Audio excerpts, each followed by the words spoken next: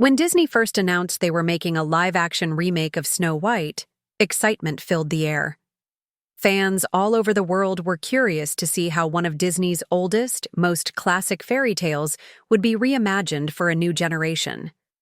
But little did anyone know that behind the scenes, the project was about to get caught in one of the most unexpected storms.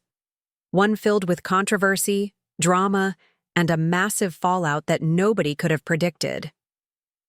At the center of it all was Rachel Zegler, the young actress chosen to play Snow White. At just 23 years old, Rachel was already a rising star, known for her powerful voice and her breakout role in West Side Story. She seemed like the perfect fit to bring the new Snow White to life. But everything changed when Rachel made a bold move online, a move that would set off a chain reaction far beyond her control. In August 2023, right after the first Snow White trailer was released and fans were buzzing with excitement, Rachel took to social media to thank her supporters. Her post was sweet and heartfelt. But then, only hours later, she posted something else. Something that had nothing to do with Disney, fairy tales, or movies. It was a short, simple message.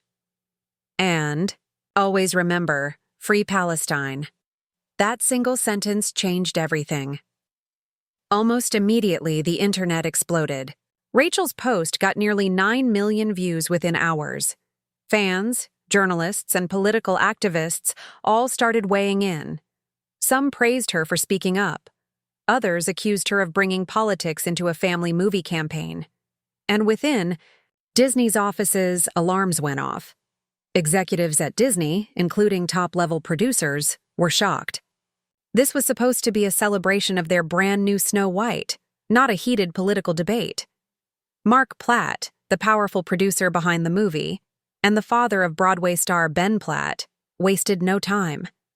He flew from Los Angeles to New York City to personally meet with Rachel. It wasn't just a regular check-in. This was serious damage control. Reports say the meeting was tense. Mark Platt wasn't there just as a producer. He was someone who had invested hundreds of millions of dollars into this movie. He and Disney needed Rachel to understand the bigger picture. When you're the face of a Disney princess film, your personal image is tightly tied to the movie's success. Every post, every tweet, every comment matters. But things only got worse.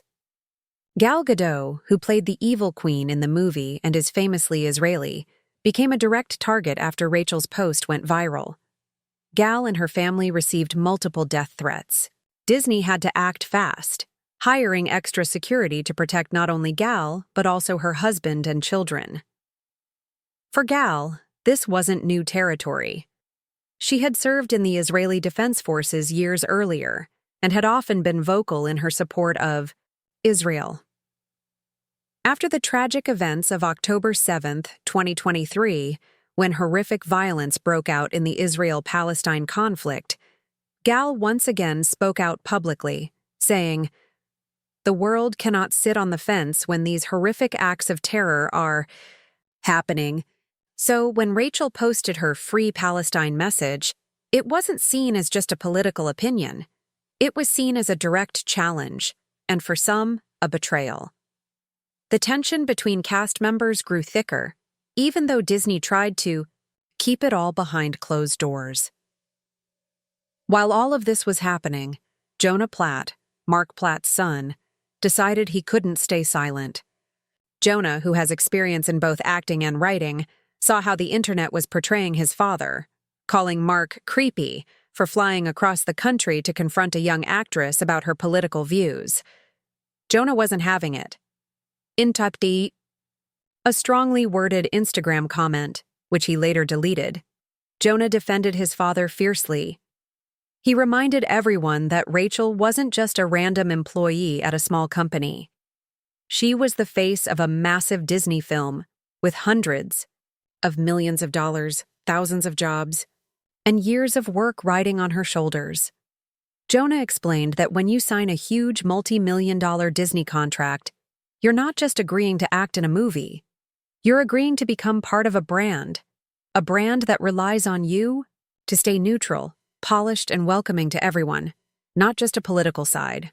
Jonah called Rachel's decision to post about Palestine during the movie's promotion narcissistic, saying she put her personal beliefs above the livelihoods of all the people who worked so hard to make Snow White happen. From the costume designers to the set builders to the camera operators.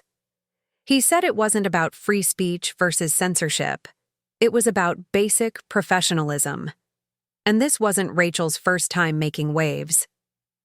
Months earlier, after the 2020 U.S. presidential election, she posted aggressive anti-Trump messages, writing things like, "Fuck Donald Trump," and "May Trump supporters never know peace."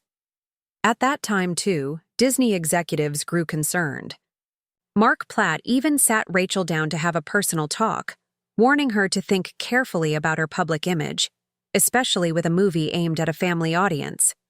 They even brought in a social media coach to monitor her posts. At first, it seemed like Rachel was cooperating. But clearly, the situation spiraled again with the Free Palestine post. By the time Snow White actually hit theaters, the damage was done. Despite the years of hype, the movie's box office numbers were a disaster. It opened to just $43 million. Nowhere near enough to cover its reported $270 million production cost, not even counting the tens of millions spent on marketing. Fans boycotted.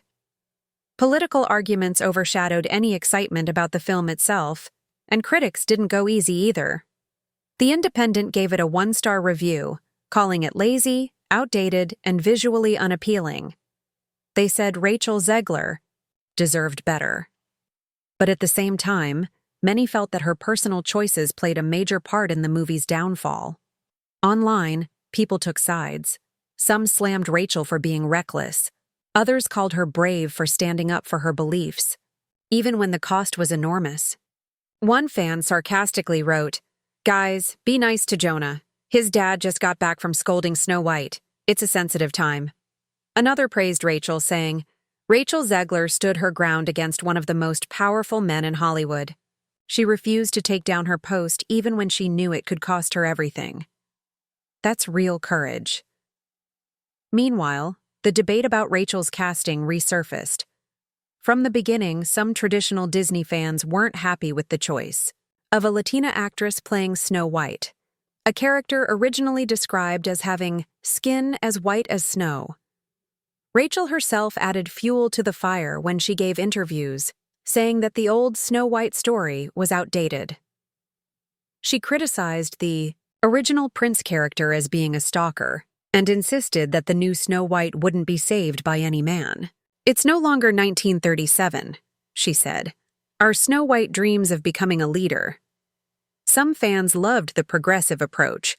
Others felt that Disney was changing too much too fast, disrespecting the timeless charm of the original fairy tale.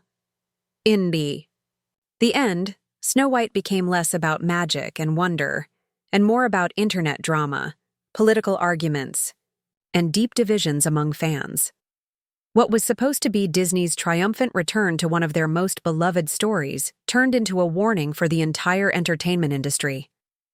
In today's world, no matter how beautiful the movie looks, the story behind the scenes can be even more powerful, and sometimes even more damaging.